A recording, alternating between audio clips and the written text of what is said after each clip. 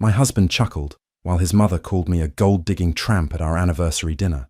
That night, I decided I was done being the joke in someone else's story.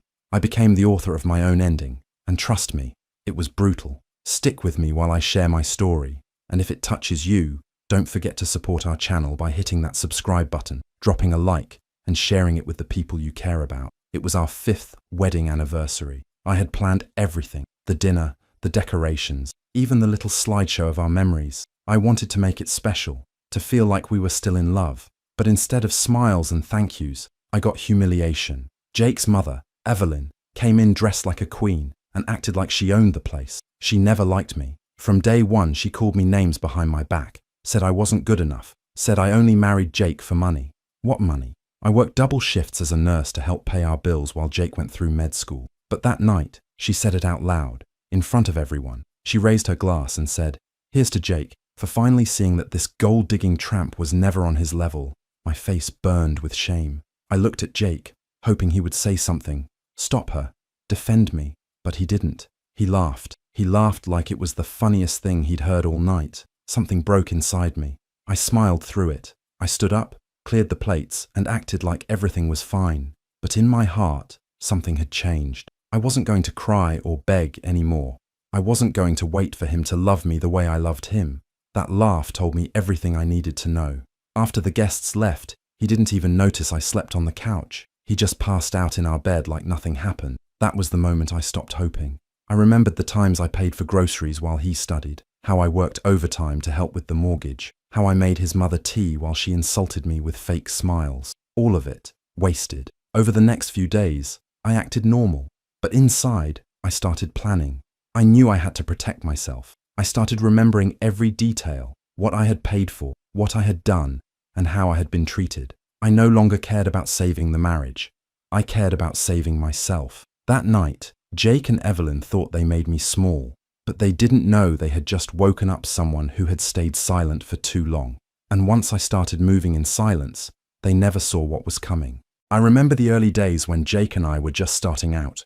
He had big dreams of becoming a doctor, and I believed in him with all my heart. I worked long hours as a nurse, picking up extra shifts so we could pay rent, eat properly, and keep the lights on. When he got accepted into med school, we were both overjoyed. He studied, and I worked. That was our deal. I supported us while he chased his future. When we bought our first home, I used the savings I had been quietly building for years. My name was on the mortgage. I helped paint the walls, fix up the kitchen, and turn it into something we could both be proud of. I believed it was a place we would grow old in, but slowly, things started to change. Evelyn never liked me. She never respected me either. She would come to visit and glance around the house like it was something I could never afford on my own. "A woman with nothing to her name," she once said loud enough for me to hear while talking to Jake. He didn't defend me. In fact, he started repeating her words in different ways. "You're lucky I work now, Claire. Without me, you wouldn't be living like this." I was shocked. He said that in the very home I helped build. The same home where I once made him dinner while he studied all night. The same place where I cried silently when the stress got too much. Evelyn had gotten into his head, twisting everything I had done into something worthless. It hurt more than I can explain, but instead of arguing, I started watching. I started writing things down. Every cruel comment, every bill I paid, every moment he reminded me of how small I was. I started keeping receipts, not just for the money, for the moments that broke me. It became clear that I was no longer a partner in his eyes. I was a burden, a background character in a story he believed he wrote on his own. But I knew better, and I knew the truth always leaves a paper trail. I thought hosting the holiday dinner would help bring everyone closer. Things had been tense for a while, but I hoped that a warm meal and a cozy atmosphere might help smooth things over. I cleaned the house from top to bottom, made everything from scratch, and even set the table with the good dishes we rarely used. Jake barely noticed, of course. He showed up late, looking tired and annoyed, and didn't offer to help with anything. When his mother, Evelyn, walked in, her face tightened like she'd just stepped into a cheap motel. She looked around with thinly veiled judgment, then gave me one of her usual fake smiles. "Oh, how quaint," she said, referring to the decorations I had worked on for hours. Dinner started off polite. I made small talk with Jake's cousins, served wine, and tried to ignore the way Evelyn kept whispering things to Jake, but it didn't stay polite for long. By the time we reached dessert, Evelyn was in full attack mode. She started picking apart my job as a nurse. You know, back in my day, women married up. They didn't work themselves ragged in hospitals. I laughed nervously, trying to diffuse it, but she wasn't done. She moved on to my background. I mean, Claire, remind me, what exactly did your father do? Oh wait, wasn't he a mechanic? Her voice was sharp, dripping with condescension. Then she looked me over and added, and you wore that for a holiday dinner? Bold choice. Everyone at the table went quiet. I felt the heat rising in my face. I looked at Jake, silently pleading for him to say something, anything. He just looked at me, shrugged, and snorted into his wine. She's not wrong, he muttered. I froze. Right there, in front of his family, he chose her, not me, not the woman who had stood by him for years, who helped build the life he now took for granted. I excused myself and started cleaning up. No one offered to help. I stood in the kitchen, hands shaking, as I scraped plates and ran the water. I couldn't even cry. I felt numb. That was the moment something in me cracked. I had hosted this dinner hoping to heal us. Instead, I was humiliated in my own home. Later that night, I lay on the couch under a thin blanket. Jake never came out to check on me. He just went to bed like nothing had happened. And as I stared at the ceiling, I realized I was done hoping they would change. I was done playing nice. A few days after that awful dinner, I ran into someone I hadn't seen in years, Laura. We were friends back in nursing school before she switched majors and went into law. She had always been smart, determined, and never afraid to speak her mind. We bumped into each other at a small cafe, and after a few minutes of catching up, she looked at me closely and asked, "Are you okay, Claire?" I hesitated, then shook my head. No, not really. She didn't push for details, just nodded and said, "If you ever want to talk, you know where to find me." That night, I couldn't sleep. Her words echoed in my head. I thought about everything, the humiliation, the years I had supported Jake, the way Evelyn treated me like garbage, and how Jake just let it happen. I didn't know if I wanted a divorce yet, but I knew I had to protect myself. So the next week, I called Laura and asked if we could meet privately. We sat in her office, a cozy space filled with books, soft lighting, and calm energy. I told her everything, not just about the recent insults, but about the years I spent paying bills, supporting Jake through med school, and helping buy the house. I was nervous, expecting her to look at me with pity. Instead, she looked calm, focused, and just a little fired up. "Claire," she said, "you've done more than your fair share. Let's talk about what you're entitled to." She pulled out papers, explained how marital property worked in our state, and walked me through the basics. Turns out, the house Jake acted like he owned. Legally, half of it belonged to me, maybe even more, depending on how the judge saw my financial support during his schooling. Everything I had feared, being left with nothing, started to feel less real. Laura also told me to start gathering documents, bank records, receipts, mortgage payments, anything that showed my contributions. She said I didn't have to make any decisions yet, but knowledge was power. For the first time in months, I felt like I had a little of that power back. I wasn't trapped. I wasn't helpless. Jake had no idea what I was learning, and I planned to keep it that way, for now. After meeting with Laura, everything changed for me, but not on the outside. I still cooked dinner. I still washed Jake's clothes. I still nodded politely when Evelyn called and asked if the maid had cleaned the house yet. But inside, I was done. I opened a separate bank account in my name only, quietly, carefully. I had learned enough from Laura to know that being prepared was my best weapon. Every 2 weeks when my paycheck came in, I shifted half of it into that account. The rest I left as usual, so Jake wouldn't notice. He never checked the bank statements anyway. Why would he? He thought I'd always be there, silently taking whatever he and his mother threw at me. I started keeping a folder, a thick one.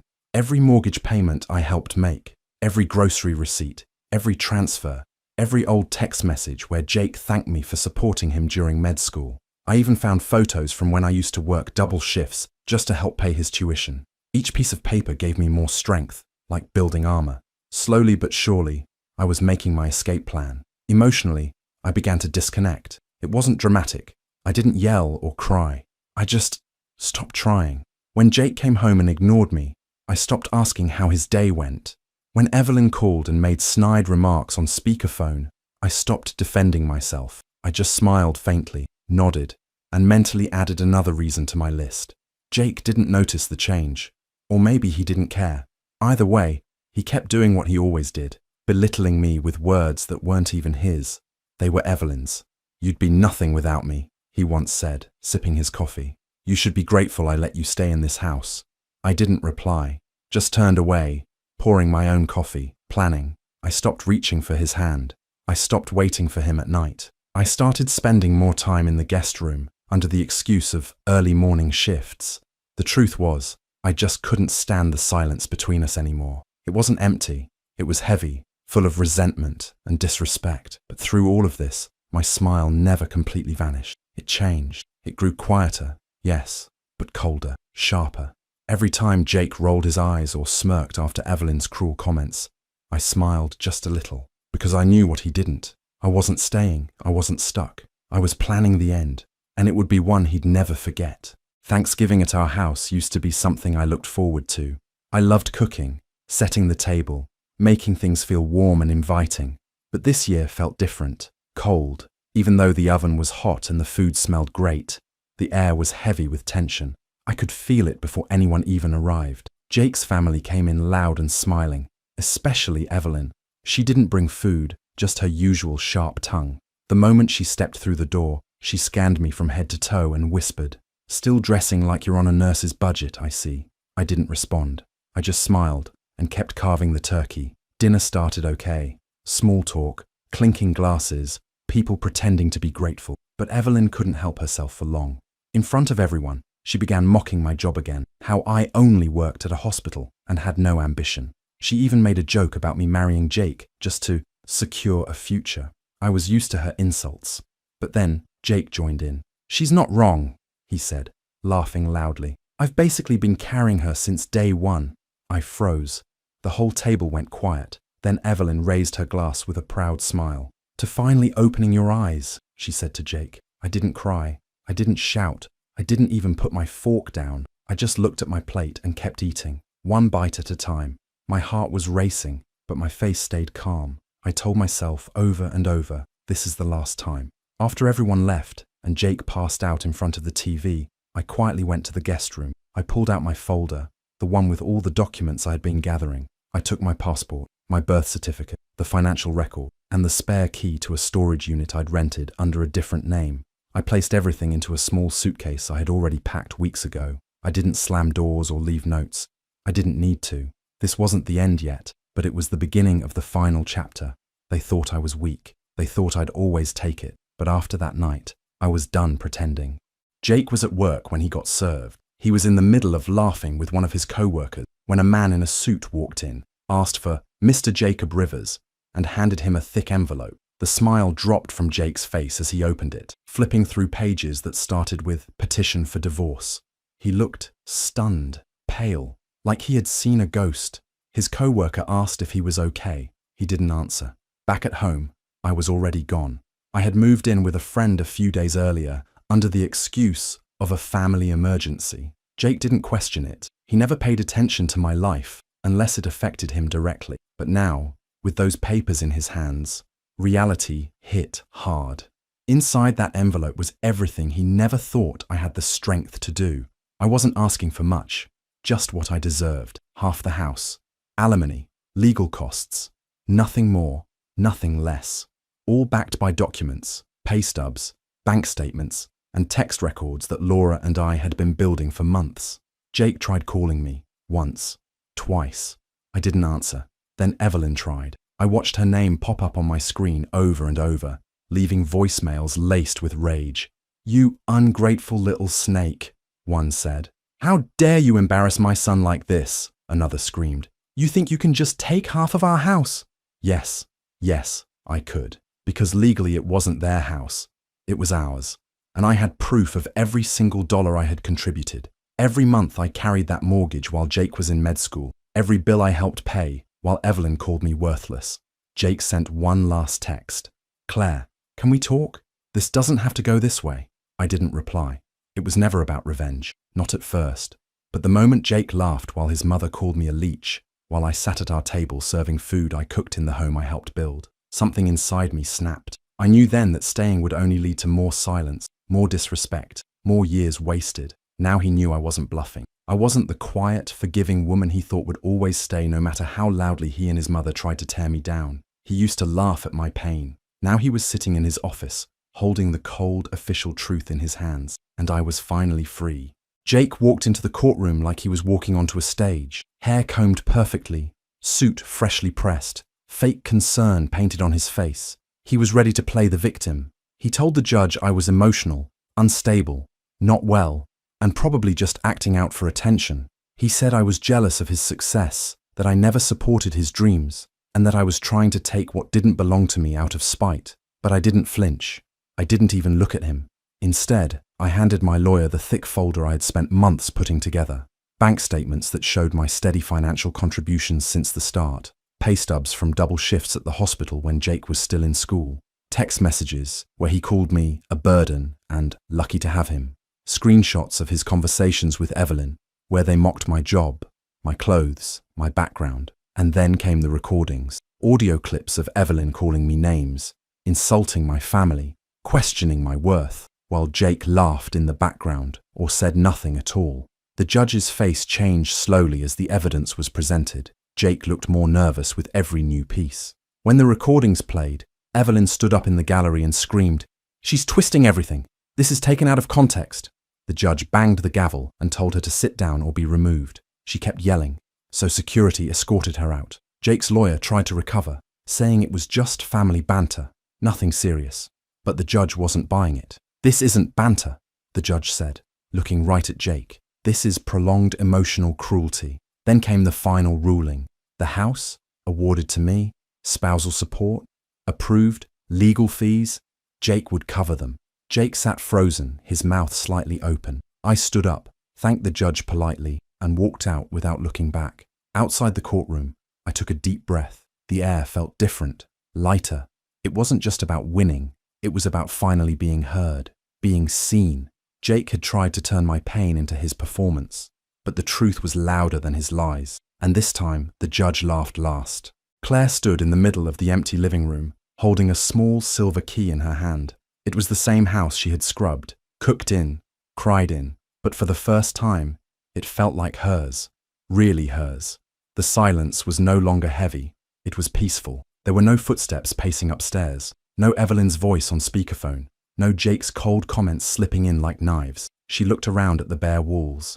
Beige, dull. She smiled to herself, almost laughing. Not anymore. That weekend, she went to the hardware store and picked out paint, a soft green for the kitchen, warm terracotta for the living room. She rolled the paint onto the walls with music playing loud and windows wide open. The old wedding photos, gone. She replaced them with framed art she had collected over the years but never hung up. Jake had always called it tacky.